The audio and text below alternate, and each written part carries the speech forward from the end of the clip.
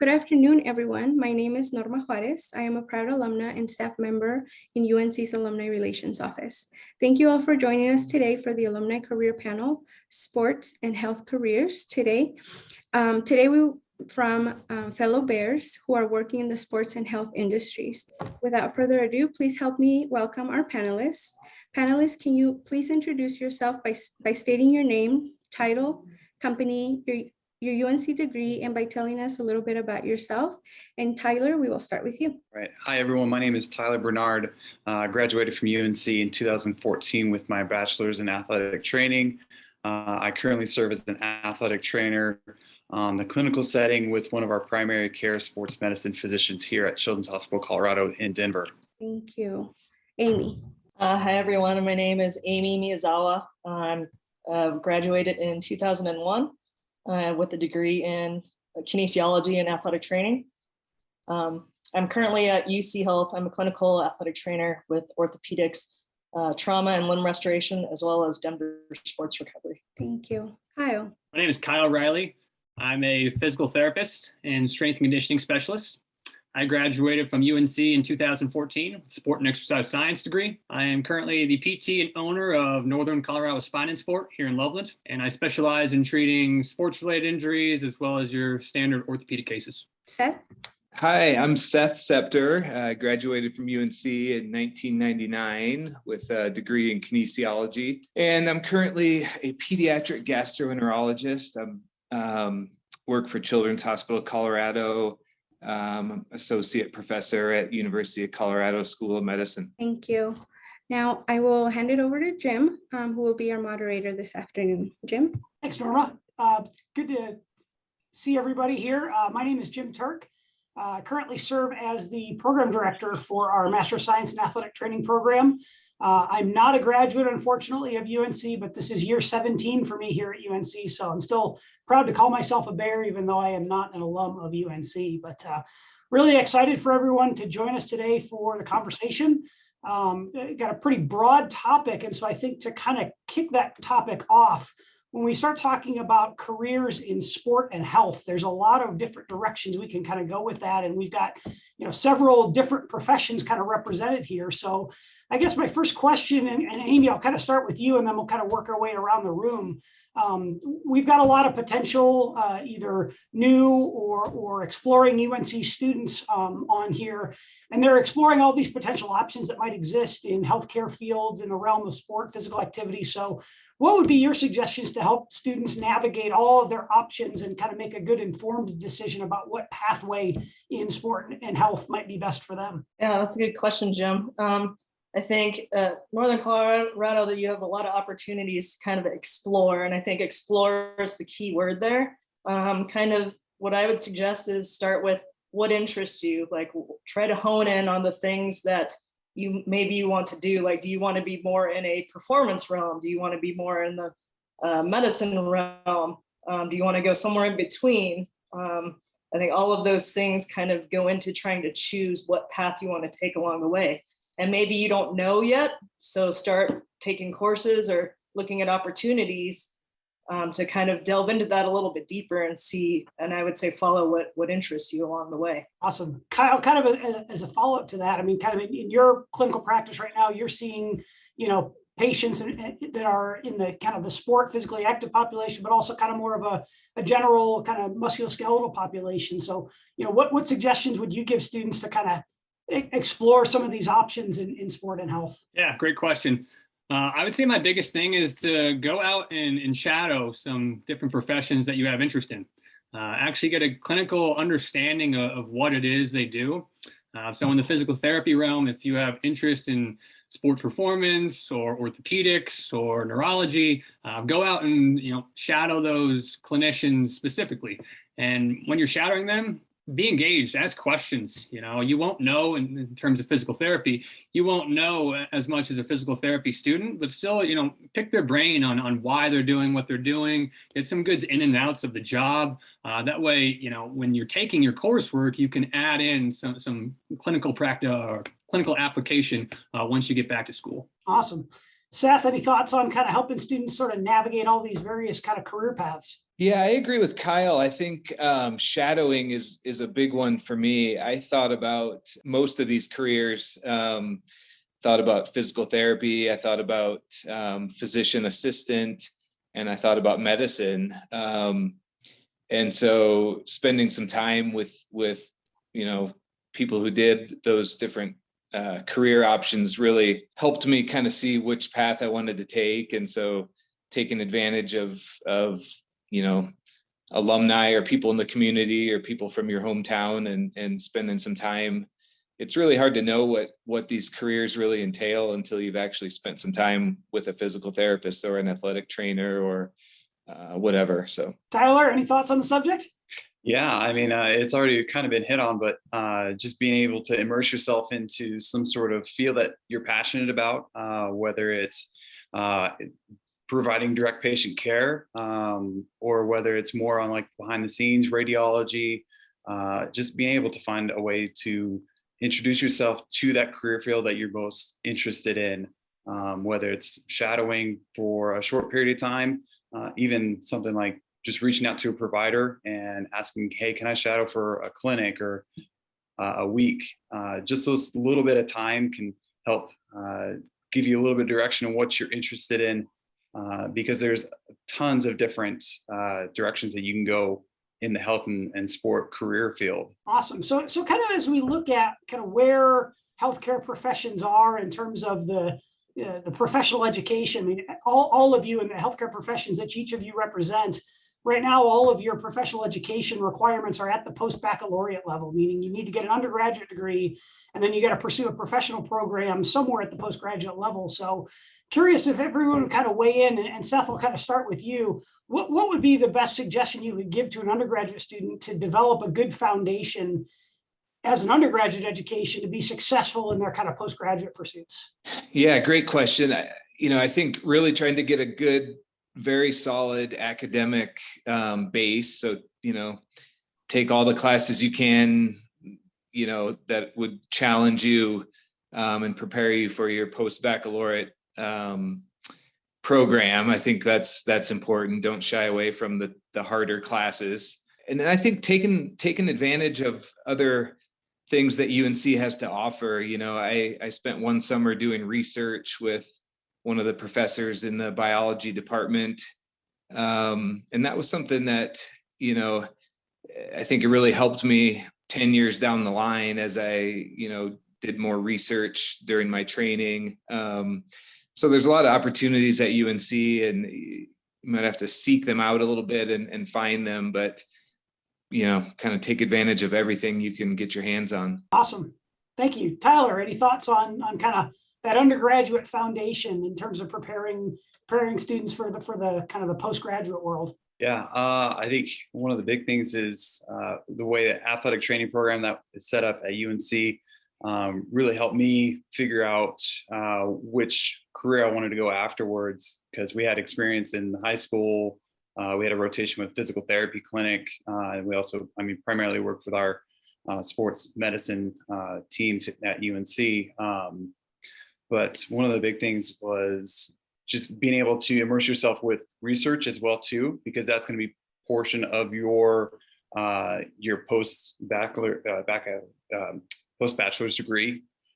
Is there's going to be that requirement of either you doing a project or doing some sort of a thesis. So having that little bit of background knowledge will help set you up to kind of slot into that master's program or whichever advanced degree that you're going to be pursuing a little bit easier. Thanks, Tyler.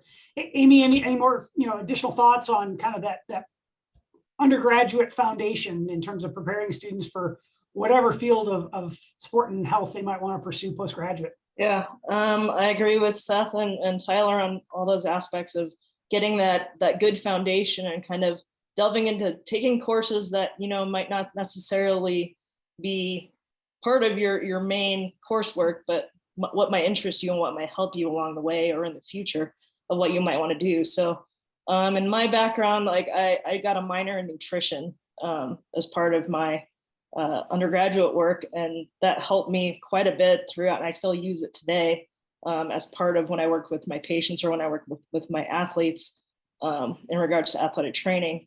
I know I've talked to some other colleagues, some might get a business minor, or they might go on to do like an administrative minor. So I think looking at some of those other aspects to your degree or other coursework that can help you in the future can definitely help you, get in the direction that you want to go. Yeah, fantastic. And, Kyle, coming to you, we kind of piggybacking on what Amy was talking about of some of those courses or experiences that you might not think necessarily would be directly applicable. I mean, obviously you're not only a clinician, but also a business owner. And so curious what, kind of how that foundation undergraduately for you kind of helped prepare you to be not only a clinician, but a business owner. Yeah, I wish I had taken more business classes when I was in school. So looking back on it, maybe take some business classes if that's the area you think you might go. You just get a good base knowledge. But I would say to add on to everyone else, I mean, they make great points. I would just say have a good foundational knowledge of not just passing the test by knowing the answers. It's actually digest the material and really understand it. And if you can't get that from class or from your notes or from reading, go to office hours, talk to your professors. One-on-one, you can find out a lot, especially areas that you may not really understand. Or that was one thing that I think was huge in terms of physical therapy. I knew that anatomy, physiology, and biomechanics were going to be huge. So I really made sure that I had a good understanding of, like I said, the base of those subjects. Fantastic. So changing gears just a little bit and kind of getting away from sort of maybe the foundational and preparational decision kinds of things that students need to make. I kind of want to talk a little bit about kind of where all of you are right now in terms of your careers and your clinical practice. It's obvious over the last couple of years we've been in the midst of some stuff that have challenged us, in terms of public health and in terms of epidemiology. And so as we're emerging out of this global pandemic, I'm just curious if you each could weigh in on, how do you think your area of medicine, your area of sport and health, how do you think it has changed or will change in either the short or long term as a result of kind of what's gone on over the last 2 years? So Kyle, I'll let you kind of kick that off and we'll see where we go. Yeah, so early in the pandemic, there was a big switch to telehealth. So those that may not know, telehealth is a Zoom conference or a Zoom call with a patient. It could be an initial evaluation. It could be a follow-up treatment session. For me, I had never done this before the pandemic. So it was quite the change because normally for my evaluation, I'm with them one-on-one, face-to-face, and I get to assess their mobility, their strength with hands-on procedures. And I couldn't do that for a while. So it took a little bit to, switch gears and really dial in my communication skills.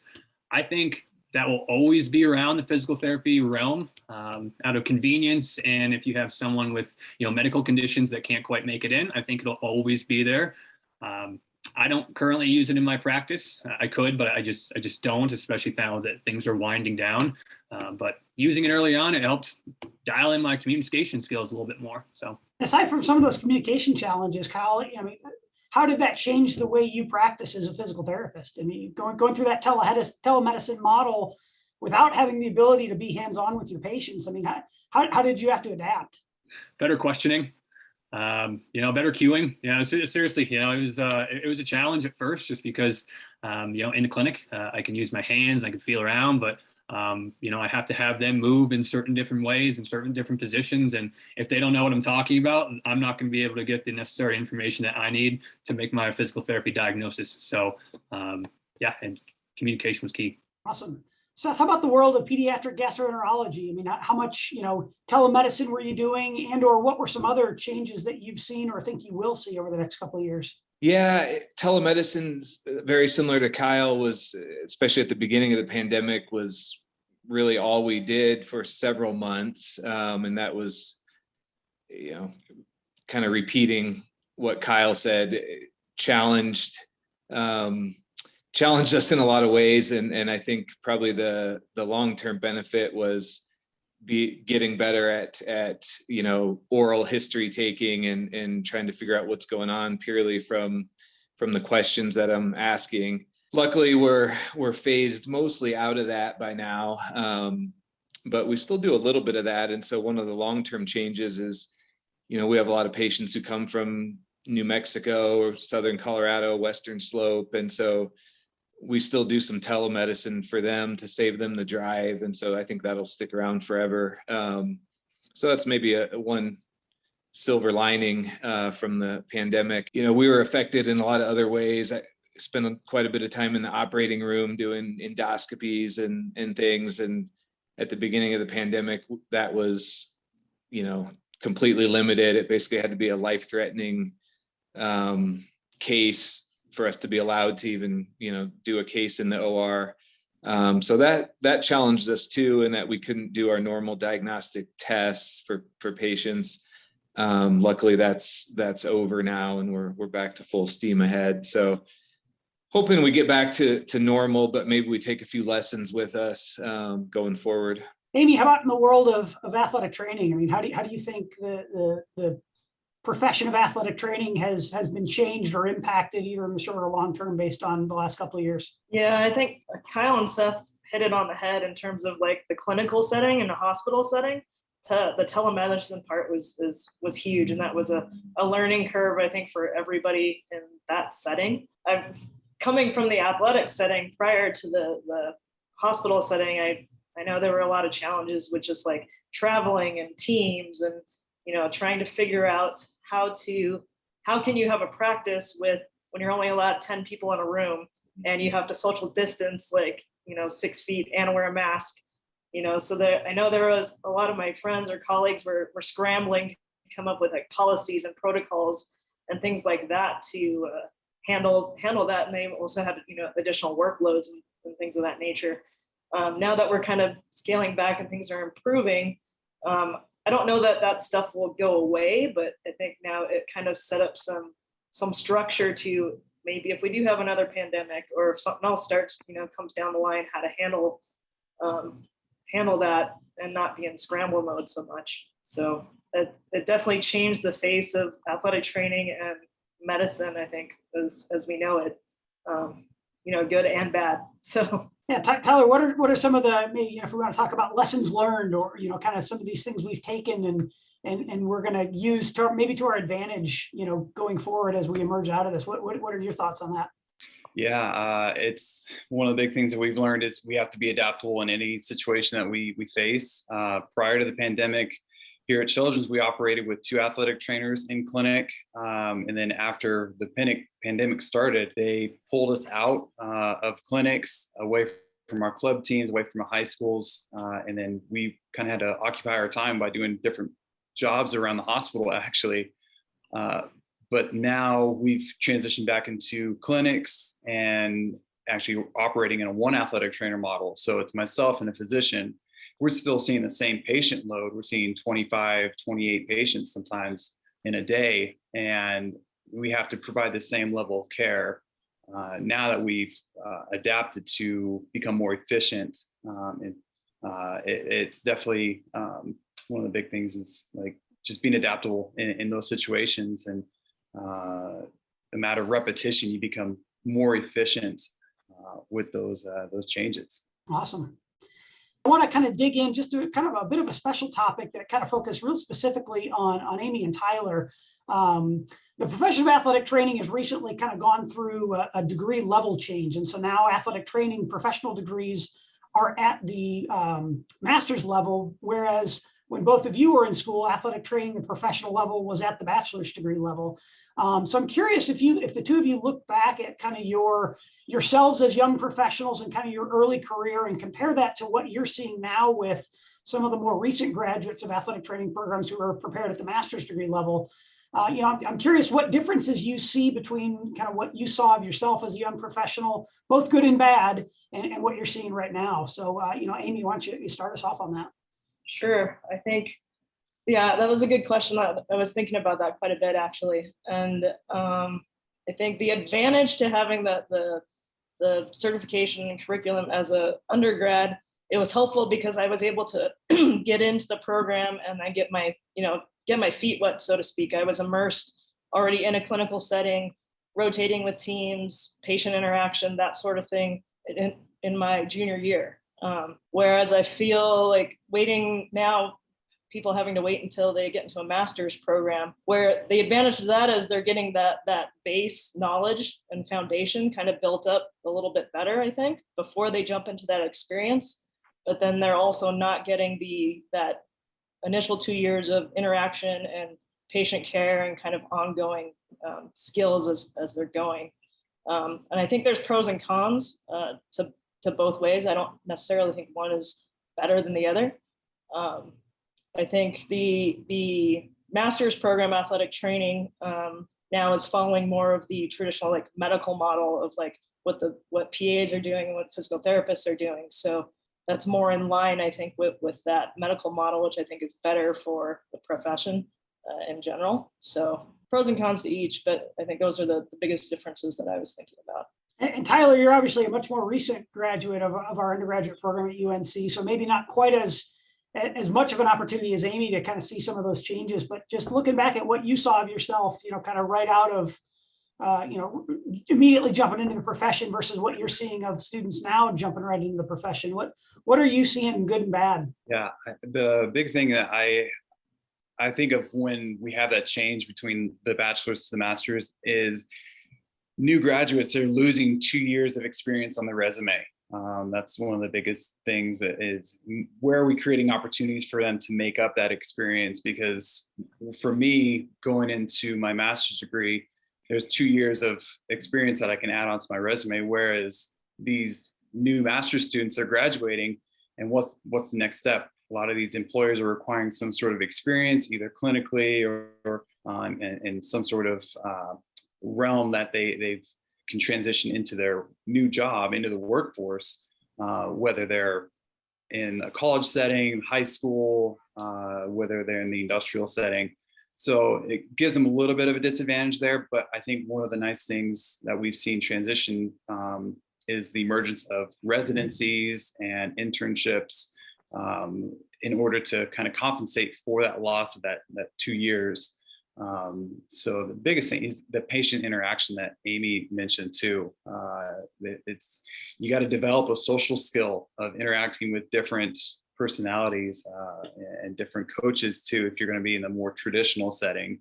That was one of the big things that I learned and developed while I was at Montana State working on my master's, is how do you manage those different personalities and how to manage your time as well too. That's one of the other things, is you have your own team.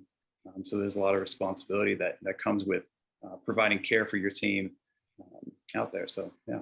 Kyle, if you don't mind, I kind of ask a kind of follow-up question to you related to that. I mean, obviously in the physical therapy world, that professional degree has been at the postgraduate level for quite a while now, with a relatively recent move to the clinical doctorate, but not that recent. So I'm curious, kind of hearing what Amy and Tyler talked about in terms of the lack of immediate exposure to, patient interaction as an undergraduate, or some of those early kind of mentored clinical interactions that Tyler was talking about. Curious how you navigated those in terms of your career as a physical therapist. How did you handle those issues trying to develop your clinical skill set? Yeah, so I couldn't be a physical therapist until after I received my degree and passed my boards. But I went the clinical way first. So once I graduated from PT school, I did a year in private practice, and I just really want to get my hands dirty and just, see what it's like to be a PT and have my own patient caseload. And once I was out there for a year, I realized I need some more education. So I did a year-long postgraduate orthopedic fellowship down in Columbia, South Carolina, just to hone in my differential diagnostic skills and my manual therapy, and that paid dividends. I mean, that was huge. Even today, like, I'm still taking courses on how to be a business owner, how to treat things that I don't normally treat, just to keep getting better. So, just because you graduate with a bachelor's or a master's or a doctorate, your education process doesn't end. That's just the beginning. So keep learning. Fantastic. So kind of speaking more to the larger group now, and kind of getting away from that kind of narrow topic, Tyler, I'm wondering if you could talk a little bit about your experiences, your education at UNC, more from the standpoint of how did UNC's athletic training program help you or prepare you to serve the diversity of cases and diversity of populations that you see in your current clinical practice? Yeah, part of the athletic training program, we had kind of a holistic experience working with our high risk sports, so football, wrestling, those that are a little bit more moderate to low risk, your soccer, baseball. So you get emphasis on upper extremity, lower extremity injuries, as well as some general medical information too, experience with that. So, and as I mentioned before too, you get to work with a plethora of different personality types. You get your guys that are super hyped up, super excited. You have your guys that are a little bit more introverted. And along with, I mean, you didn't get as much coaching interaction outside of maybe the occasional high or outside of that on the practice field, or but it definitely gave a lot of experience to determine like where you need to improve with your interactions, where you need to push a little bit more with your athletes in their rehab, or you need to scale back a little bit. Today, it's a little bit different since I'm working primarily with patients that are 18 and younger, as well as parents too. So it's the same thing. You still get a variety of personality types. Awesome. Amy, in terms of, kind of preparation for the diversity of cases, diversity of patients that you might see, how did your UNC experience prepare you? Yeah, I'll piggyback on what Tyler was saying, that the program at UNC makes it such that you get exposure to a lot of different settings, a lot of different people, athletes. I remember I had rotations going to like a physical therapy clinic for a little bit, shadowing over there and observing, seeing a different patient population, not necessarily, the athletes and the teams. I mean, that was there as well, but when you're at a PT clinic, you can see anywhere from like your youth athletes all the way up to geriatric patients. And so that's a whole different variety and patient population, as well as there were opportunities to go to high school. And I think we covered some like youth soccer type events and things on the weekends. So there was definitely a lot of opportunities to kind of get different areas and exposures. Kyle and Seth, for you two, your UNC experience was purely as an undergraduate, kind of foundational in preparation for your professional education. So I guess, Kyle, what were things like for you as a UNC student in terms of that experience, that education that really kind of prepared you for an eventual diversity of cases and populations in physical therapy, not having had that professional education in physical therapy at UNC? Yeah, I'd say the biggest thing that helped me was my internship at the Rocky Mountain Cancer Rehab Institute on campus.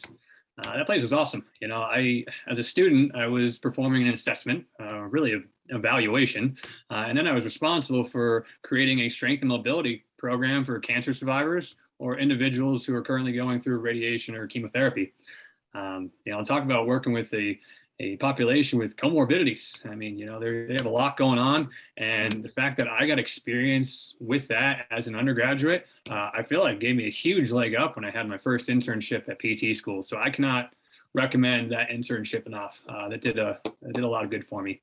But on top of that, I just felt like I took a lot of classes in terms of statistics. I think it was Tyler on here that touched on research. You're going to get a lot of that in your post-bachelor.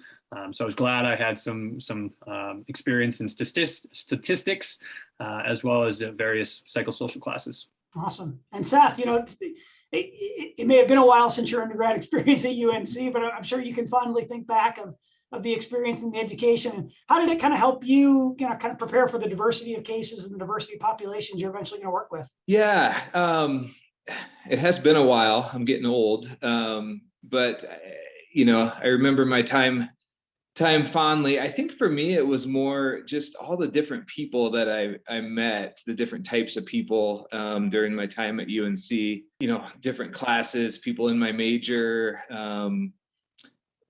people that I did research with in the summer. I was on the wrestling team, so I spent a lot of time on that. And so I think probably for all of us in any of the fields that we're discussing today, your patients come from all different backgrounds and walks of life, and big city, rural, kind of all different types of people. And I think that really UNC was a great preparation for me in that I had a lot of different friends and different people that I interacted with from all different, walks of life. And even today, that's helpful for me as I see my patients every day and the families that we help take care of. Fantastic. So Seth, I want to kind of start a bit of a different topic, but kind of along the same theme with you. I mean, as a pediatric gastroenterologist, I mean, clearly you're working with a kind of a very specialized subset of patient population. I wonder if you could reflect a little bit about how your clinical practice with pediatric patients compares to, what a typical clinical practice with adult populations might look like. Yeah, I think it's different. Sometimes we'll describe it a little bit as, and especially with infants, it's kind of like being a veterinarian, because you're not getting any history from the actual patient, and so you're asking the parents of the child sort of what's going on and using your physical exam skills and those things. So in that way, it's different in that you can't depend on what the patient's telling you always, depending on their age. I guess in pediatrics, it's trying to figure out a way, and everyone has their own way to kind of meet the child where they're at. And so, in a given day, I might see 4 or 5 babies and then, some 19 or 20-year-old kids later. And so bouncing around a little bit in terms of how we talk and what sort of language we use. But yeah, for me, it's a perfect fit. I like, working with kids. And, I guess one other thing about pediatrics is they're pretty resilient, both in terms of physically and a lot of times mentally. They tend to heal pretty well if we can get them on the right track. And so I've enjoyed working with pediatrics, and it's been a long time since I've taken care of adults. So it's just kind of life for me now. Yeah. Fantastic. Tyler, kind of similar to that, obviously your world is a little bit more of maybe a kind of more focused on a musculoskeletal kind of perspective, but from a pediatric population and athletic training and kind of that musculoskeletal world, how would you compare what you do with your current patients compared to what you may have done, working with an adolescent or an adult or an older population? Yeah, kind of off of what Seth had said, the kids are definitely very resilient and robust. But the biggest thing between a pediatric population versus adult population I saw when I was working in the collegiate setting, just the different types of injuries. We see a lot of fractures here at Children's, and the management between an adult who has a fracture versus a pediatric population varies quite a bit. We've seen displaced, shortened clavicle fractures that in an adult, they go to surgery right away, compared to pediatric. They have such robust healing potential that majority of the time they heal on their own. It's not going to be completely perfect back to where it was, but the other thing too is surgery. So if we have a patient who has open growth plates and they need to have an ACL reconstructed, that's going to change the surgical management for them. That way we can give them the best possible outcome. The other thing too I noticed is working in this population, you're not only just treating the patient, the child, you're also treating the parent too. You got to provide care for them because their son or daughter is injured, and they're just as worried. They hate seeing their kid in pain or missing out on their activities and sports. So you're providing emotional and mental support for the parent as well too, because there are some parents, we see a lot of parents who are a little bit more higher anxiety, concerned for their child. So just being able to share that information with them and seeing that change and see how they go back to kind of a calmer state, and know that the prognosis is a lot brighter than they initially thought, because the information that we have out there that's available to us is a good and a bad thing. But we have some parents that look on Google, WebMD, psych themselves up before the appointment, and it's you kind of have to talk them off the ledge a little bit sometimes. Fantastic. So we got a question that came in from one of our attendees, and I think it's a fantastic question. I'd love to hear from all of you on.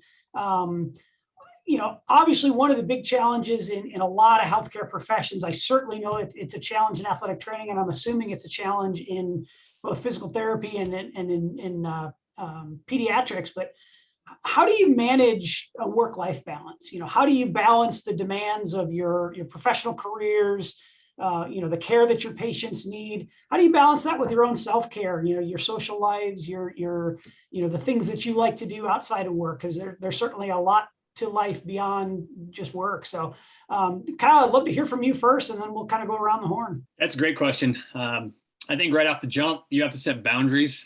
I'm married. I have a 2-month-old.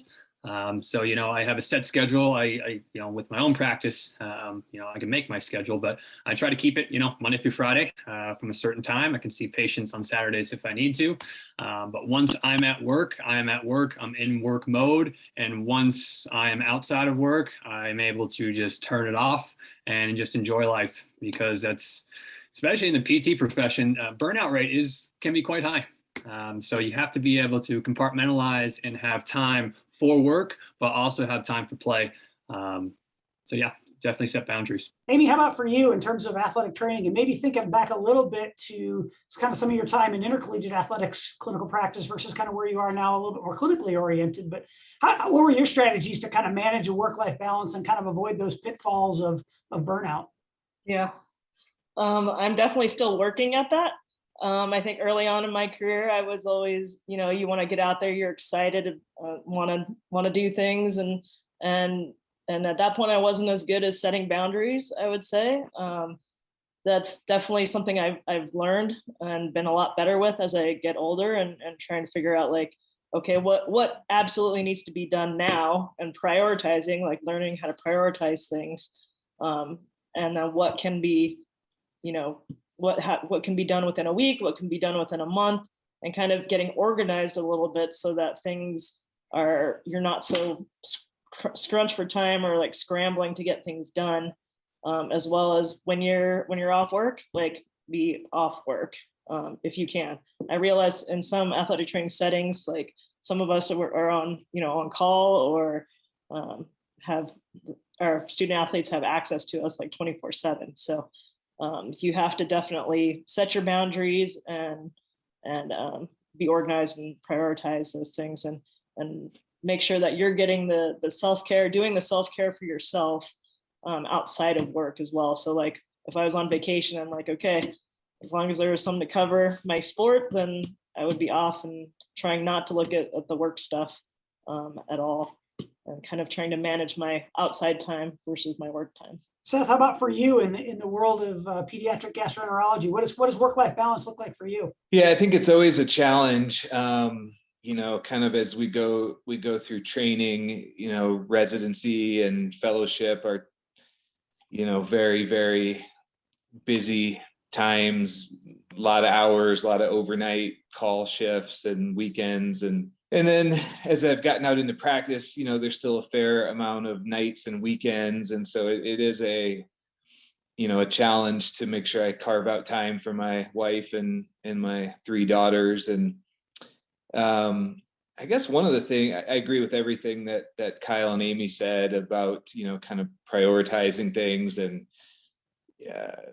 when you're at work, you're there to work. And when you're at home, trying to be present there.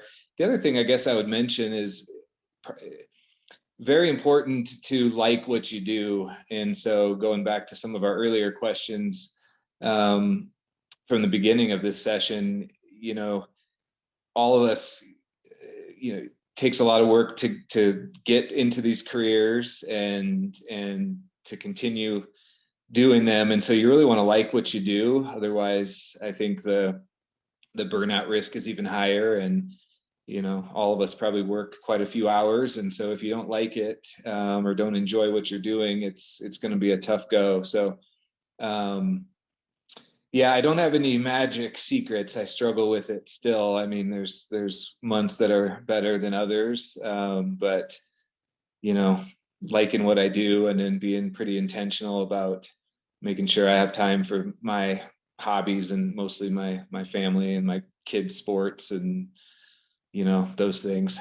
All right, Tyler, you get the last word on the topic. We're hoping you've got the magic bullet in terms of work-life balance, but just, share with us a little bit about your viewpoint on it. Yeah, I mean, echo everything that Seth, Amy, and Kyle had mentioned.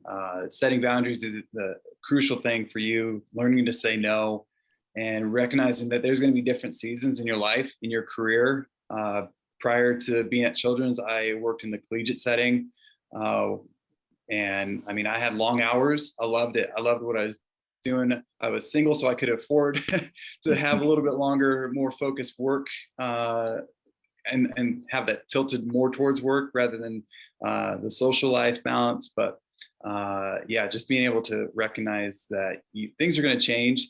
And that was one of the biggest reasons why I left the collegiate setting, is I wanted to have a family. And I'm not saying that you can't have a family and work in the collegiate athletic training setting or the high school or professional. But for me, it's just, I recognized that I wanted to devote a little bit more time to my family. I have a 2-month-old at home now too. So I wouldn't trade anything for the world to have that time to spend with him and with my wife. And just the biggest thing too, I think we're all service oriented in our careers and our personalities. So knowing that it's okay to say no, and because we have that mentality of, if we're saying no, we're letting someone down. But in the grand scheme of things, we got to take care of ourselves, because self-care is not selfish for us. Yeah, I think that's a really important thing. It is the ability to empower yourself to say no, and know that you're not necessarily letting someone else down. You're really advocating for yourself. I think that's a powerful message. So thanks for sharing that. Question just came up related to kind of community service. In what ways do any of you sort of serve your communities, give back to your communities, either through your clinical practice or through things that you just do, because you enjoy doing it? So, to the panel, how are you giving back to your communities? What does that look like for you? I guess we'll hear from Amy first on this one. As far as like community work, I mean, I don't know if I necessarily do anything specific through athletic training. I'm involved in the community through other avenues, but if it comes to athletic training things, sometimes I'll volunteer to go, cover events or cover some like youth sport type things, using my skills outside of the hospital and Denver sports recovery setting. Kyle, how about for you in terms of your clinic and your business? Are there ways you use your, what you've got to kind of give back to the local Loveland community? Yeah, so I try to give different talks at a few gyms around here. So I see a lot of weightlifters and CrossFitters. So I've gone around to a few different gyms and just done complimentary, way to screen your own mobility and different ways just to, prevent injury going forward. I'm part of the Chamber of Commerce around here too. So I'll just go to different events through, whatever the chamber has on that month. And yeah, that's about it right now. Tyler, what about at Children's Hospital? I mean, in what ways is Children's involved in the community, kind of giving back and sort of a service arm? Yeah, great question. Usually month of March is National Athletic Training Month. So typically we have our athletic training staff, we go out and do a community service. So last year it was, we went out to do some highway pickup, cleaning up some of the highways and streets around the Denver metro area. We also do a blood drive as well too. Donating blood is a great way to give back to the community, because you never realize how much blood donations are needed. And then we also do a lot of our partnerships. So we partner with local club soccer teams. We're partnered with the Broncos and Pop Warner football. So we cover a lot of the events that they host. So our big event that we cover is in May, the Real Cup. And we're all over Denver Metro covering soccer tournaments from teams that are flying in Minnesota, Dallas, Florida, California. So volunteering our time to go out there and provide the sports medicine coverage for these athletes. And that's how we generally do our community service. Seth, anything to add to that? I know you're kind of a part of the Children's Network. So yeah, we do quite a few talks to a lot of times the local pediatricians around the state, educational talks about gastroenterology and various issues there. So we try to help in that way. That's probably the main thing. Yeah, kind of a lot of the things I do are, I guess, sort of outside of my work life. I coach wrestling at a local club and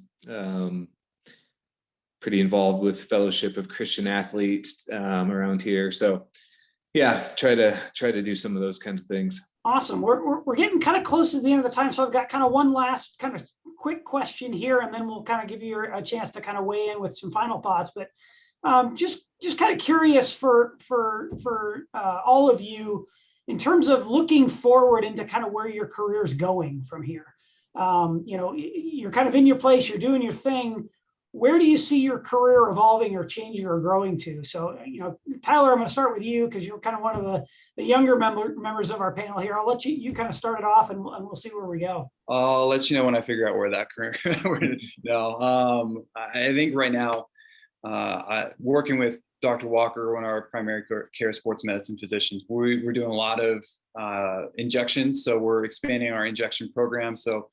And he's also talked about wanting to have a designated person for kind of their care coordinator for our providers here.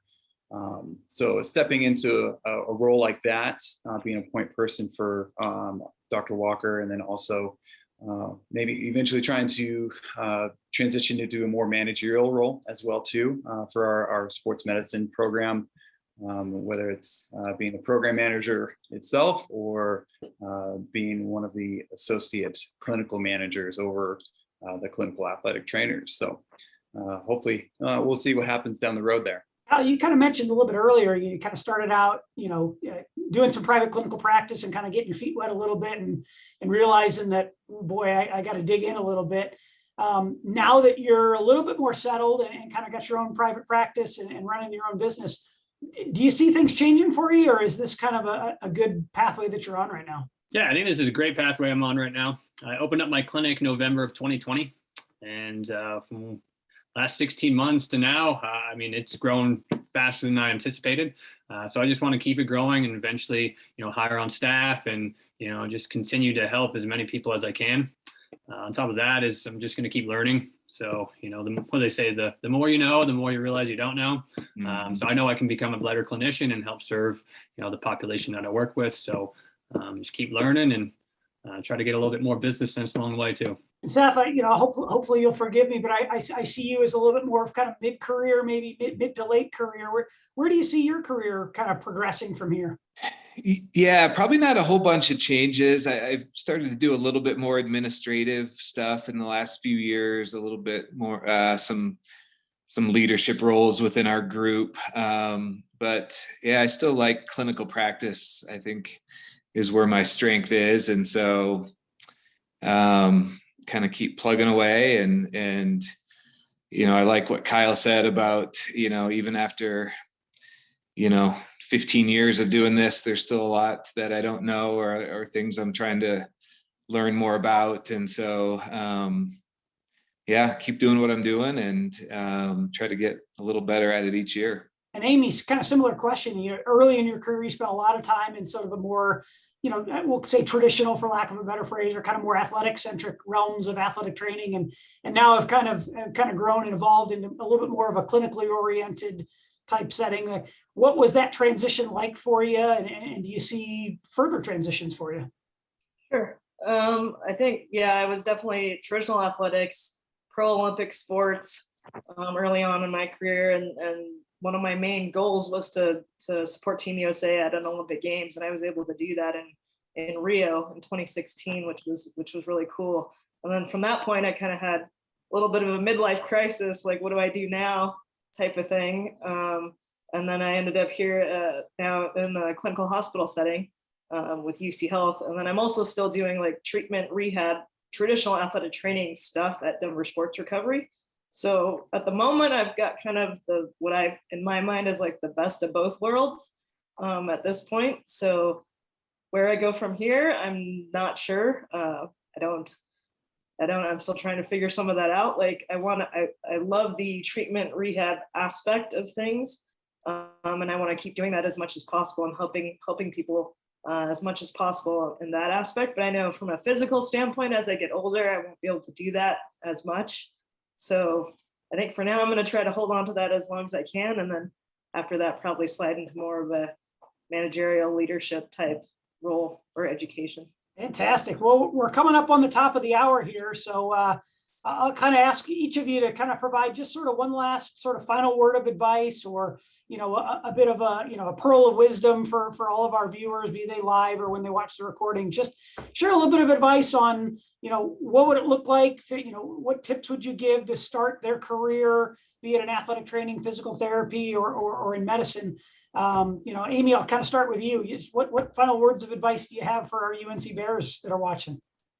I guess the last bit of advice is just, be curious. Like what a common theme through what all of us were saying was like, seek out that knowledge, continue to learn and grow as you keep going. Because once you graduate, that's your base foundation.